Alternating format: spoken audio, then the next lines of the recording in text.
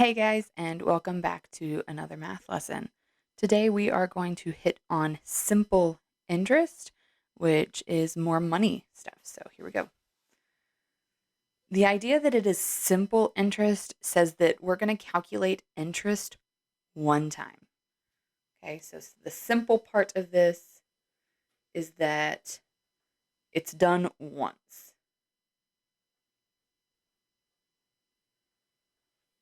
One time. So whatever your principal is, you calculate the interest on that and you just get that. Interest is when you earn money or owe more money based on what you're doing. So if you borrow money, you have to pay more money. And if you invest money, you earn money back. So interest is extra money. This is extra money earned or owed. Earned or owed. There is a formula for simple interest. I equals P R T. And I'm going to put a little hook on the bottom of my T so that it does not look like a plus sign. I, in this case, is the interest. So I stands for interest. P stands for principal. P is principal, and that's with an A-L. So it's principal. Principal is your money invested or borrowed.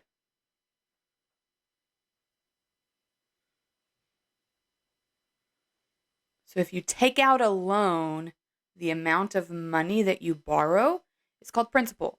If you invest that money, like you put it in a savings account or you invest it in um, another kind of account, I'm drawing a blank. The principal is how much money you put into that account. R is your percentage rate. This is the percent rate as a decimal. As a decimal. Percentage rate as a decimal. Remember to change percents to decimal. So if you have 3.2%, we have to move the decimal 2 times to the left. So 1, 2. So 3.2% becomes what? 0.032. All right. And then T. T stands for time in years. So T is time in years. Now, going forward, this is pretty self-explanatory. You just multiply. So if they told you that the principal was 125, the percentage rate was 4%, and the time that it was in the account was 2 years, you're going to plug those 3 numbers into the formula. So the principal is how much? 125. The percentage rate is 4. What is that as a decimal? 0.04. And then what about time? How many years was this for? 2 years. So 2 years. And once you have your numbers, you're just going to multiply this times this times this. If it were me, I would multiply the whole numbers first because that's pretty easy. What is 125 times 2? 125 times 2 is 250. Then I would multiply by the 0.04, which is 10. Comes out to 10.00 or just 10. So 10 is the interest. So this is interest. 10 is the interest. So 10 is the extra money. So after 2 years, I would get to add this interest back to my account. So if I put in $125, the bank is going to give me 10 extra dollars. So now I would have 125 plus 10, which equals 135. So this would be my total after 2 years. So my principal plus my interest money equals my total. If I took out all that money after 2 years, I'd have $135. All right, sometimes you're going to have to go backwards. When we go backwards, it's like solving an equation. So if they told you that the principal was 200, so principal is 200, the time is 3 years, interest comes out to 30, but I'm trying to figure out what the rate is. We're going to put an X for the rate.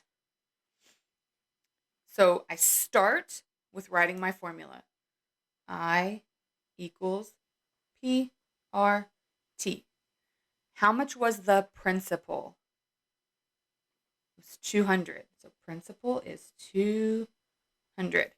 How much is the rate as a decimal? Oh, we don't know that, right? So that's going to be my X.